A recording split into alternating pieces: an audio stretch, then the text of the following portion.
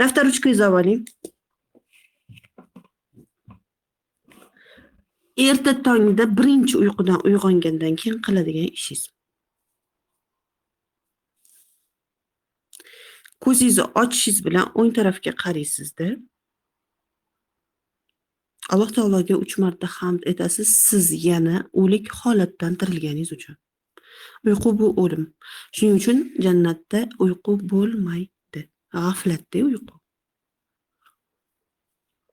Demak, birinchi vazifamiz agar yaxshi tush ko'rgan bo'lsangiz, alhamdulillah, Allohga hamd etasiz.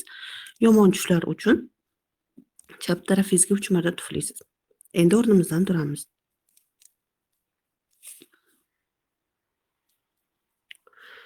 Tak. Yozyapsizlar yoki zapis ketyapti deb eshityapsizlarmi faqat? Sizga gapirib ketaveraymi? Xo'p. Ertalabda yozib olsanglar juda ham yaxshi anaqa foyda bo'ladi, qizlarjonlar. Yozib olamiz, Shahnoz opa, молодец. Doim shunaqa aktivsiz. Молодец, Feruza opa. Zo'r, ketdik bo'lmasa. Молодцы, девочки. Shu uchun rivojlanishni sevaman deb o'rnida bajarasizlar. Xullas kalom, 3 marta Allohga hamd etasiz. Nimaga? Sizni qayta tiriltirgani, sizni esdan chiqarmagan. O'zi Alloh unutuvchi zot emas, lekin baribir siz muhim ekaningizni Alloh taolo uyg'otish bilan eslatyapti sizga. Sizga qayta jon kirgizib, sizni yana qayta o'limdan tiriltiryapti. Uyqu bu kichik o'lim, bilamiz, juda ham yaxshi. Demak, birinchi qiladigan ishimizni bajardik. Endi esa hojatxonaga kirib ketayotganda hojatxona duosi bor, ularni sunnatda amalga oshirishga harakat qilamiz. Lekin yana eslatmoqchiman, hojatxonada jinlar bo'ladi, qizlarjonlar. Va hojatxonadagi jinlar musulmon jinlar bo'lmaydi ko'pincha. Sababi payg'ambarimiz sollallohu alayhi vasallam musulmon jinlarga qarab murojaat qilganlar, insonlardan uzoq bo'linglar. Shuning uchun musulmon jinlar tog' toshlarga, insonlarning oyoqlari yetmaydigan joylarga chiqib ketgan. Asosan bizning atrofimizda yuradigan jinlar bu folbinlarning jinlari va musulmon bo'lmagan, yahudiy bo'lgan, xristian bo'lgan yoki ateist bo'lgan, agnost bo'lgan jinlar. Ular ham xuddi bizdek din tanlaydi. Ular ham dinsizlikda yashashi mumkin. Alloh bor deb itoat qilishi mumkin yoki Alloh yo'q deb, xuddi ateistlarga o'xshab, biz faqatgina ilmning anaqa nima deydi, natijasimiz. Yillar davomida maymundan odamga aylanib boryapmiz, sivilizatsiya rivojlangan sayin degan e'tiqodlarga ham amal qilishi mumkin. Shuning uchun biz kirganda hojatxonaga har doim dindan dars bermoqchi emasman. Bu yerda Soliha opa borlar, qoriya ayollarimizdan va Qur'ondan ilm beradilar ular. Ulardan o'tib keta olmayman. Shuning uchun ularning oldida o'zi aslida dindan gapirishga juda xijolat qilaman. Ammo shunchaki eslatyapman, chunki hayotimiz bizni kundalik tartiblarimizdan iborat. Agar sizni masalan olaylik, hojatxonaga kirdingiz va hojatxona duosini o'qimadingiz. U yerda bemalol hammomda, hojatxonada asosan eng ko'p jinlar saqlanadigan joylar bo'lishadi. Shuning uchun uyimizga tez-tez Baqara qo'yishimiz, Baqara surasini eshitishimiz yoki uni o'zimiz Qur'on tilovat qilishimiz, oyatal kursi bilan qo'rg'onlanishimiz, bular biz uchun juda muhim bo'lgan kundalik virt deyiladi, virtlar, ya'ni odatlarimiz.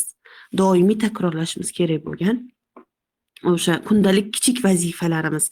Bu Allohga kerak emas, bu faqat bizga kerak bo'ladi. Biz o'zimizni himoya qilishimiz uchun, biz o'zimizni qo'rg'onlab olishimiz uchun kerak bo'ladi. Chunki siz bilmaysiz qaysi jin sizga qayerda tegib qo'yishi mumkin.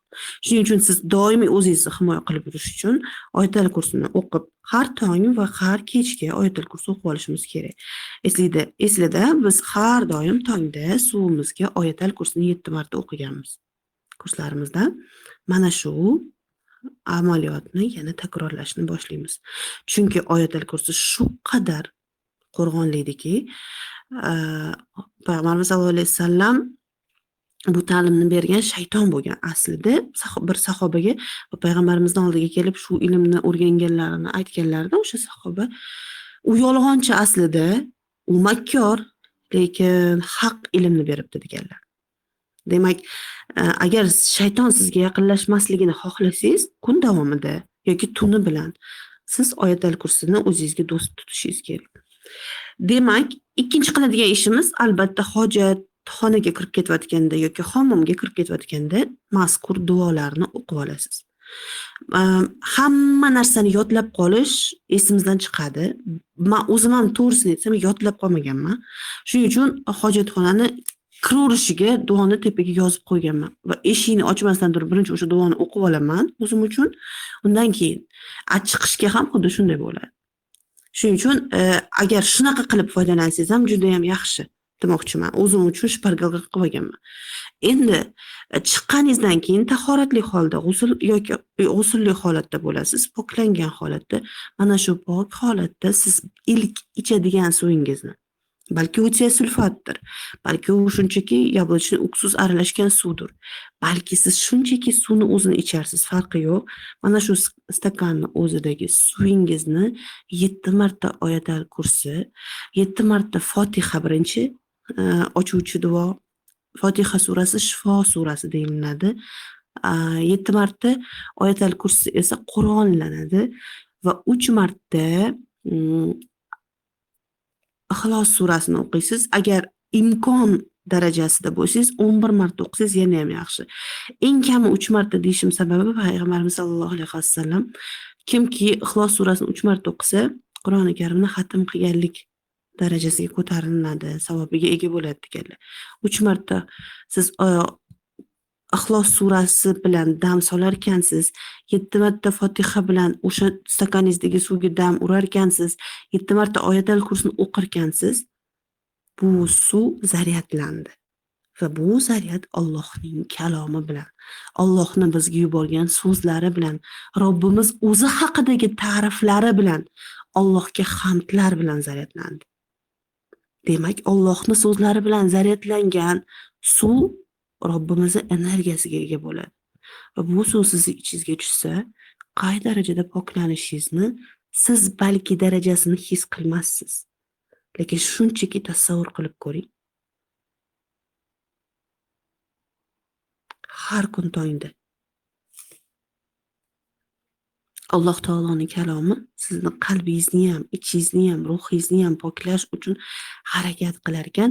Sizni bu suv nafaqat ongingiz eshitdi, qabul qildi, qulog'ingiz eshitdi, qabul qildi, tilingiz gapirdi, qabul qildi va balki u suv bilan poklashga ham olib kirib ketyapsiz.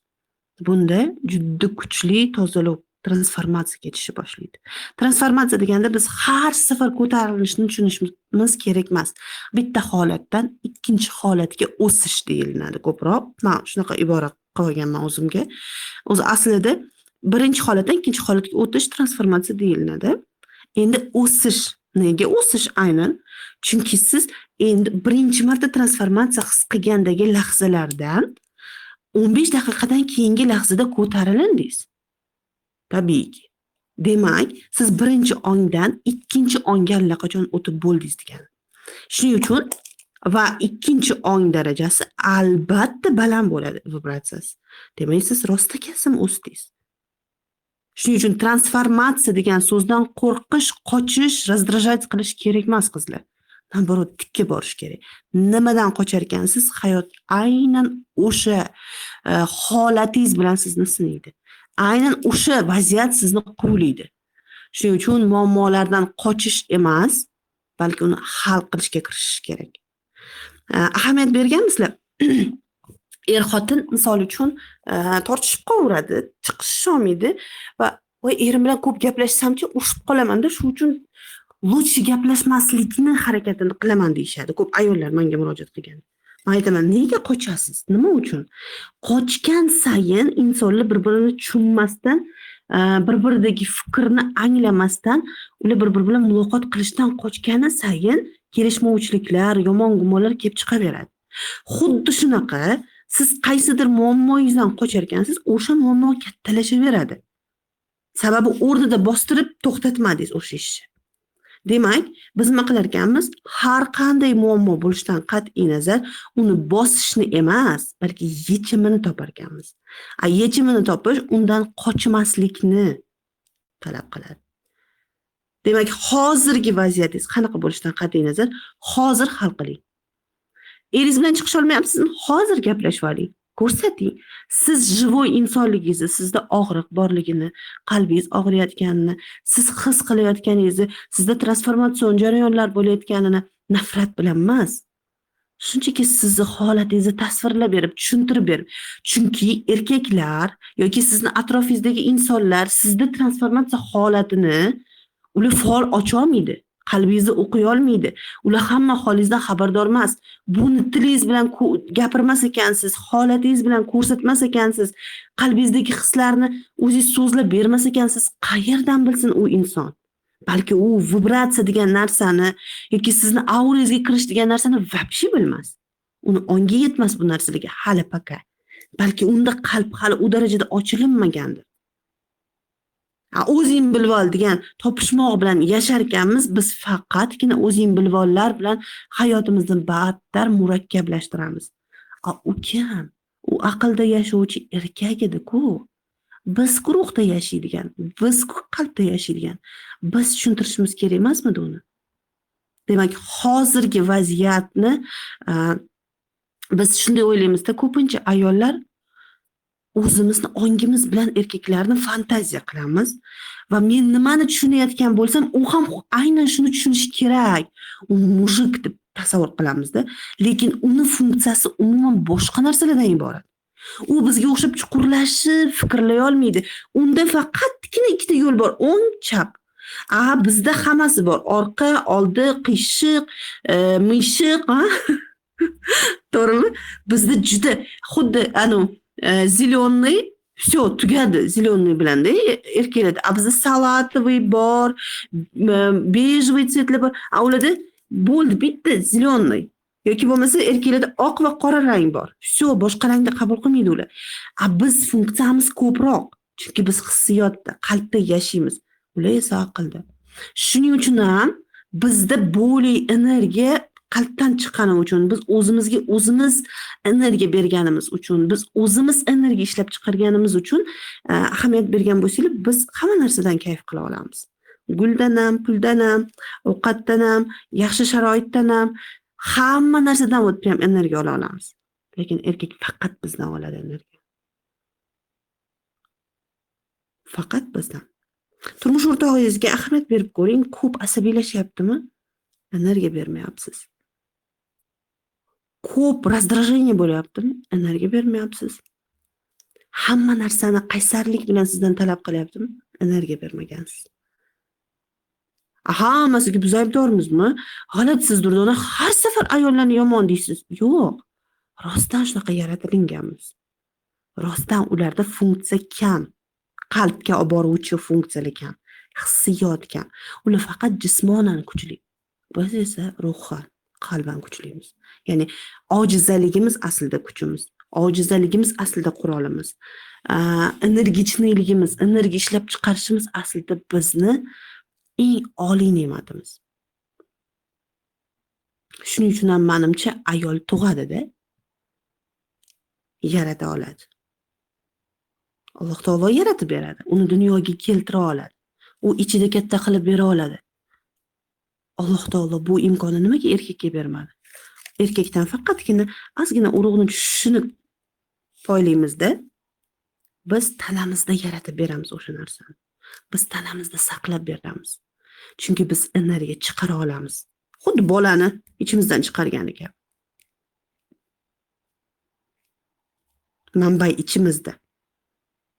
Biz nima deymiz? Tashqi olamdan hamma narsani qidirishga harakat qilamiz. Aslida asl energiya sizni bu ichingizda, qalbingizda. Siz shunaqa yaratilingansiz. Siz havvosiz. Siz suvsiz, siz olovsiz, siz yersiz. Mana shu 4 ta jism bilan biz agar o'zimizni birlashtira olsak, biz rostdan ideal ayolmiz. Bizda hammasi bor aslida. Mana shu 4 ta energiya: qirolichalik, bekalik, qizaloqlik va ma'shuqalik. Hammasi bor. Bu eng zo'ri. Tak. Nimadirlar yozyapsizlarmi o'zi? Siz hech narsa yozmayapsizlar. Eshityapsizlarmi o'zi? Nima anglayapsizlar? Kimda qanaqa fikrlar kelyapti?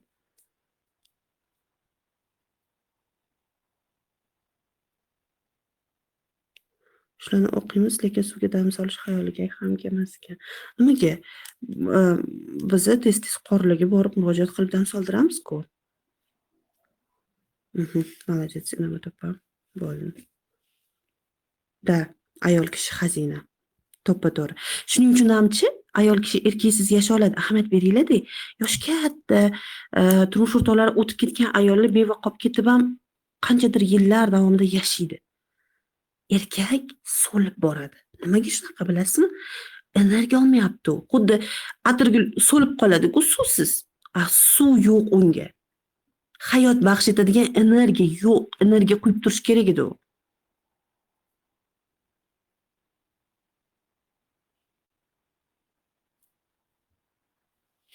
Shuning uchun ham ayollar anaqasi darajasi kuchli. Shuning uchun ham Alloh taolo aynan ayolni mani omonatim deb aytganda. Men omonatimni qaytarib olaman. Javob berasanlar, haqqiga agar xiyonat qilgan bo'lsang degan. Siz xavotir olmang. Siz uni jazolashini kutib o'tirmang. Siz shunchaki energiya bering. Alloh bilan uning ishi u.